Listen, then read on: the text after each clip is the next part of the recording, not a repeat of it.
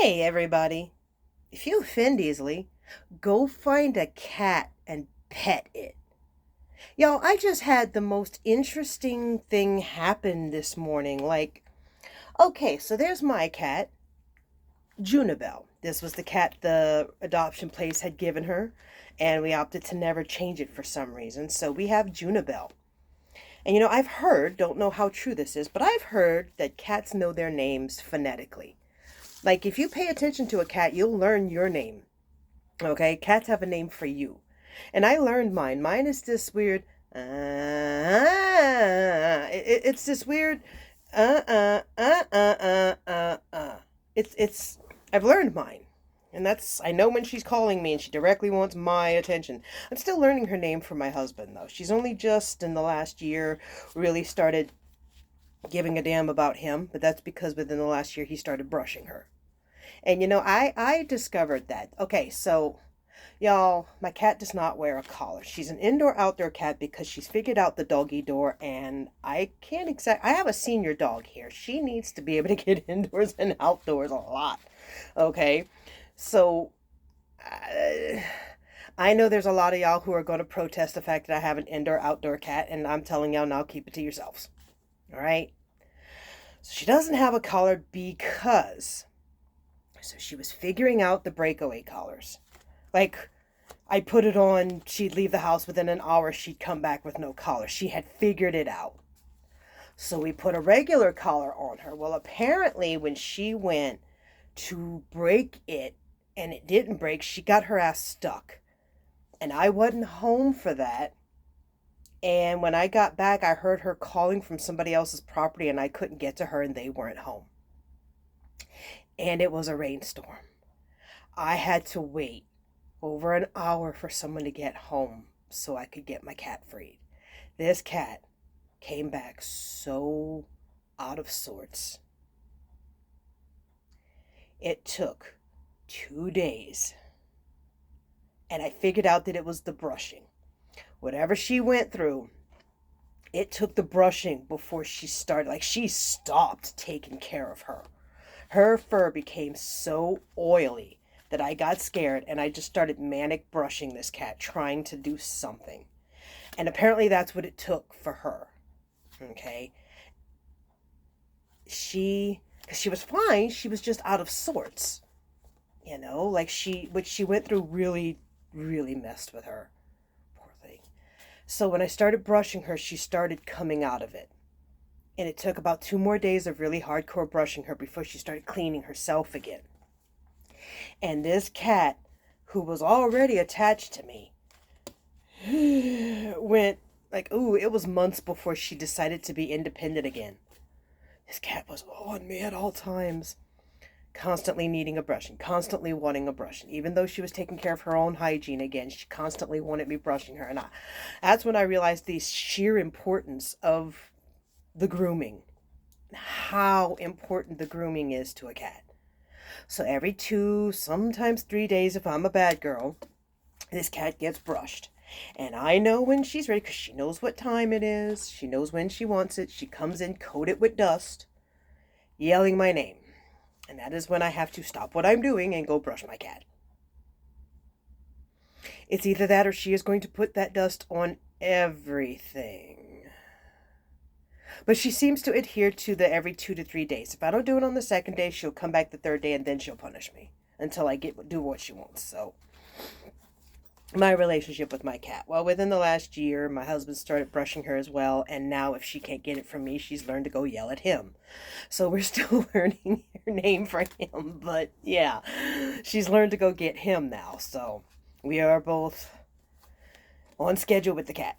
Well, this morning... Okay, so my cat's mean, but y'all have met me by now. I'm mean. So my cat gets along with other cats about how well I get along with people. And y'all suck. I don't like y'all. Mean. But, so, there's a neighborhood cat that has lived here before we moved in. In fact, the day we moved in, they let me know there was a cat in the neighborhood that's kind of neighborhood owned. Everybody kind of owns him, but every so often, someone will grab him, take him to the vet, get home, turn him back. They've got, little doggy doors with kennels attached to them so that he can come in out of the weather without having to interact with the rest of the house's pets, because some of them have their own pets. So this is the system set up for Frank. He's an orange tabby. And I've seen Frank, but Frank usually avoids me because he doesn't know me. Y'all, I don't know what happened this morning. So normally Junabelle walks up and down the street with me. I have a cat that walks with me. It's crazy. I go for my morning walk up and down the street. She walks up and down the street with me. I have a cat that walks me, and she yells at me if I don't get up and go for my morning walk, because she wants to go for her morning walk, and she doesn't get to go nap until we go for our morning walk. So my gym trainer got mad at me this morning because I accidentally stepped on her tail. She was on my feet when I went to take a step. This cat was so on me this morning that she got her tail stepped on by accident. Not bad. Just enough to make her yell at me and dive under the bed. She hasn't come out since. I'm like, fuck, the cat's pissed at me all day. Fortunately, she's not the kind of cat to go crap in my shoes, so she's just going to not speak to me the rest of the day until later tonight, and then she's going to yell at me I still have not figured out why she yells at me every night. She wants something every night, and I haven't figured out what it is yet, because it's not the brush yelling. And she knows the word brush. This morning, Frank. So Junabelle didn't come walk with me this morning. Frank, for the first time, we moved in 2020, y'all, in 5 years. For the first time, this cat came right up to me, just all pleasant as can be. Meow, rub, rub, rub, and I'm like, oh, let me rub. And I was sitting on my knee, and then I realized Frank wasn't letting up, so I got down all the way on the ground, petting the shit out of this cat. This cat was obviously not brushed. Y'all, the slightest touch on him, and he was a cloud of orange. Cloud. So I'm brushing the crap out of him with my fingers as best I can, trying to get that summer coat off of him, and he's going for it. So I'm like, stay. And I went to my house, and I have those glove brushes, and I brought them back out, one on each hand. And it took it, and I brought one of the squeeze treats with me too, and I gave him that, and he loved it because he was still waiting for me. And he took him a minute to. Apparently he wasn't used to what a glove brush was. But as soon as he figured it out, the first time I was actually able to get a hand on him, y'all, we spent a good half an hour just brushing this cat. And he can go a lot more. I'm telling y'all now, he can go a lot more. But just brushed the shit out of this cat until he finally walked away. Y'all, my morning, I've got all sorts of squee going this morning. Like, yay, I got to help a kitty this morning. And grooming is so bonding. Like, yay. So, all right, folks, reading time. And today I want to put a reading out there for St. Allan, my lovely husband, who's a saint for putting up with my crazy, antisocial, and mean ass. I don't know what I ever did, because if y'all have watched my videos, y'all figured out by now I ain't got the karma to deserve anything like that, but somehow this man has decided I'm the one for him. Don't know why. This man is so sweet and kind. His love language is acts of service. I argue with him because he keeps trying to take over the housework for me. He needs to go back to his job. I love you, St. Allan, but go back to your job. But, yeah, I have that guy where I have to argue with him to leave the housework alone. Y'all, St. Allan, okay? The man's a saint. I will stand by that the rest of my life. I don't know why I deserve this man. But I have him. He's mine. And I'm going to do a reading about him today, okay? Just to see what kind of track he's on. Because I know we're still worried about his health right now. Because we have a very good idea of what's going on. We're just waiting for the doctor to confirm things. And his health is worrying us, and we're very upset at what's going on with his son and the whole college student loan thing. In trying to make things easier, we've made things about $130 worse. So, in order to not cry about that, I went ahead and applied for the job I was really trying to avoid doing, because it's a half an hour drive both ways. And it's on call 24 hours. Y'all, I just turned 45, and they're desperately hiring, so I will probably get that job. And I'm 45 years old. Nobody wants to hire. Okay, y'all, the Five of Cups. For those who've seen it before, y'all may remember this is the Tarot of the Divine. That's the universe's way of telling me to shut up and get to the reading. Tarot of the Divine. It's a lot of folklore from around the world. I really love this deck. St. Allan gave it to me for my birthday. So I'm really attached to it. I read from the book because there's a lot of lore and legend that I don't know. Plus, there's a whole lot of pronunciation from other countries that I'm going to get wrong. I apologize in advance. Feel free to correct me in the comments. Do it nicely because St. Allan filters the comments for me, so I ain't got to put up with your rude shit. All right, so the card that fell out of the deck on its own in the upright position is the Five of Cups. And yeah, that's pretty mood right now. That's pretty mood. That's pretty damn mood. We have a lady crying, and that's pretty damn mood. All right, what do we have? Five of Cups. Okay. Again, I apologize for pronunciations. La Llorona. La Llorona. I've heard that one before. Mexico, Mexican folklore. The Five of Cups is useless regret without learning. Jealous of her husband's new wife, La Llorona drowns her own children, and now her wailing ghost wanders the earth. She continues to wallow in grief, refusing to seek redemption or happiness. So in the upright position, it's self-pity, guilt, regret, stagnation, and depression. So if that ain't mood right now, okay? Like that whole subject, just, we both cry. We both fucking cry. So I know that's his mood. I know that's how he feels about it.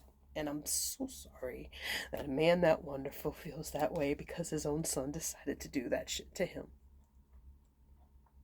Over 90,000 worth of did that shit to him. Folks, the Hierophant in the upright position. This is good. Now, y'all may see I randomly cut my deck a lot during the reading. This is to make sure I get the most random card pull. And I will twist it upside down to get upside downs as well. So Hierophant, I know what it means. We're going to read it to you anyway because, again, lore and legend. This was the Lakota one from yesterday. I thought I was confusing. Okay, the Hierophant. We're going to show it to you one more time so you can pause it and take a good look. Really pretty cards. Love the artwork. Love the artwork. The White Buffalo Woman from North Dakota, the Lakota deity. The Hierophant is a divine figure and teacher who shares the rules, rites, and rituals to follow as a community. There is a place for everyone and everyone in their place. She encourages the comfort and support of the group, the path well trodden. So upright, it is conformity, compassion, social approval, tradition, and legacy. Now, one of the things that I've been saying, which is a truth now, is that parents are now expected to pay for all of that. And the kid is not expected to pay for any of it. There is no gratitude to the parent for what the parent has done for the kid. The parent is expected to do that now. That is the social expectation. And it's utter bullshit. If we're going to spend that kind of money on your college, finish college. Don't drop out because you got a girlfriend. Anyway, trying to focus. This is about St. Allan.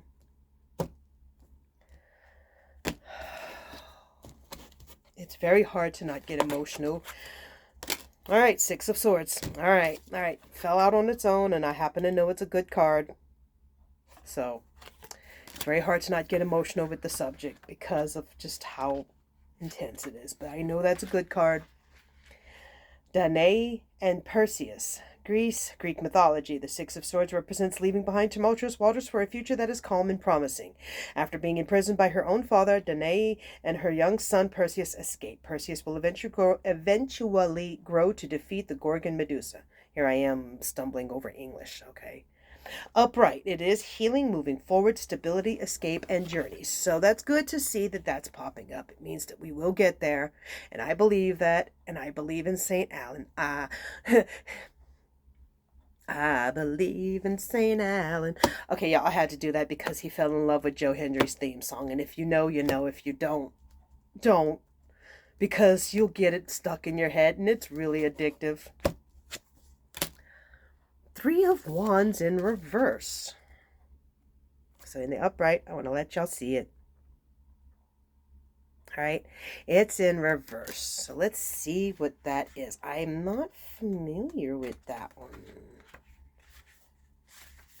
Three of Wands, the Enchanted Pig, Romanian fairy tale. The Three of Wands represents hard work and travel. The princess takes a long journey to rescue her prince, making sacrifices and surviving trials along the way. If she stays motivated, her efforts will be rewarded. Upside down, it's returning home, wallowing frustration and delays. So that's probably me, and that's my own damn depression getting in the damn way. And like I said, I'm going off and doing something extremely difficult for me that I don't want to do. And my motivation is a damn curse. Intrinsic motivation needs to be the theme. All right, we have to do this, and I will do it for him. Knight of Cups. So in the upright position, it looks like this. All right. So in reverse, Knight of Cups, Knight of Cups, Knight of Cups, Knight of Cups.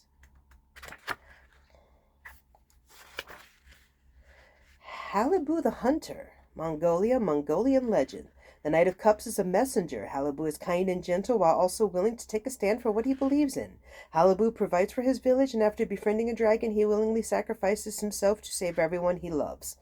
In reverse, it is heartbreak, infidelity, lack of diplomacy, moodiness, and pettiness. Well, that's a whole lot of emotions.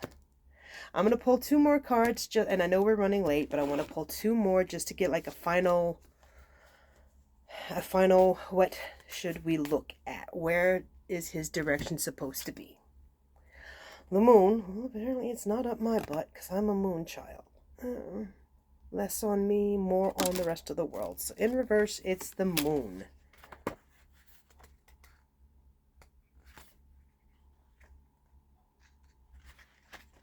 Princess Kaguya. Kaguya?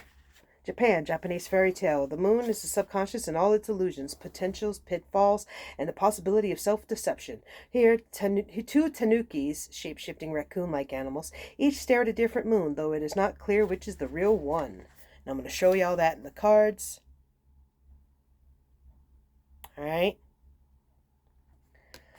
In reverse, joy, enlightenment, resolution, deception revealed, and relief.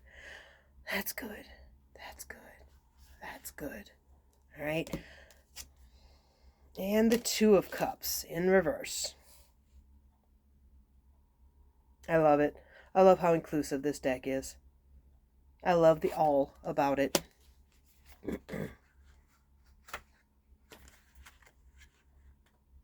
All right. Enkidu and Gilgamesh, Iraq, Sumerian mythology.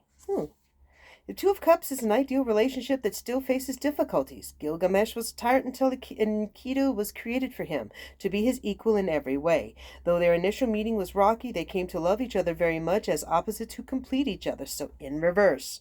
Imbalance, discord, separation, incompatibility, power imbalance. All right, y'all. I know I'm going to get the job I don't want because that's how it works. And I know being on call is going to take a huge strain on our relationship. And the general gist that I'm getting from this, if you disagree, let me know in the comments respectfully. St. Allan, if you disagree, talk to me. But it seems to me like you're being told to kind of crawl out of my butt just a bit. Okay? Because I'm not going to be around as much, and you're going to have to somehow figure that out. Because, yeah, I'm going to get the job I don't want. But, all right. It'll resolve everything. 10 years. Just have to go 10 years, and then it'll all be loan forgiven. All right. As far as your health, yeah, I'm supposed to check in on your health. So y'all, give me a minute. We're really running behind with this reading today. Gosh, you know, I'm so focused on what I was worried about. I didn't really touch on all the subjects we were concerned about. 2 and 3. Interesting. All right. So we have a Nine of Swords in reverse. All right. So how we looking here? We're looking health related for him.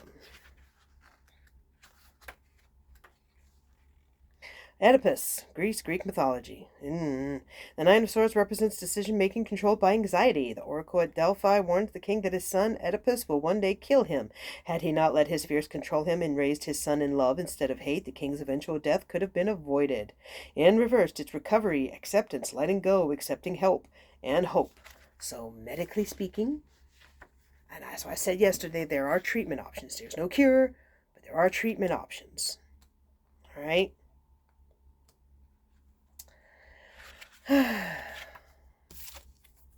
Fairy godmother as the magician. All right. French fairy tale. The magician is a helping hand. She has the ability to change raw materials into something wonderful and dreaming into doing.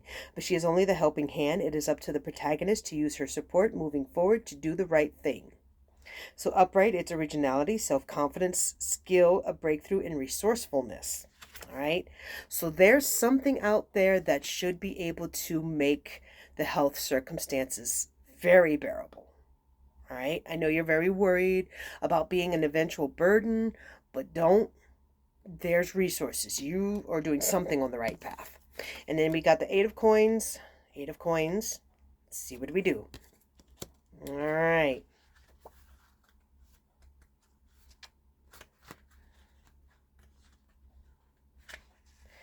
Six Swans, German fairy tale. The Eight of Coins represents a long haul, the slough in the middle of a project that needs to be completed.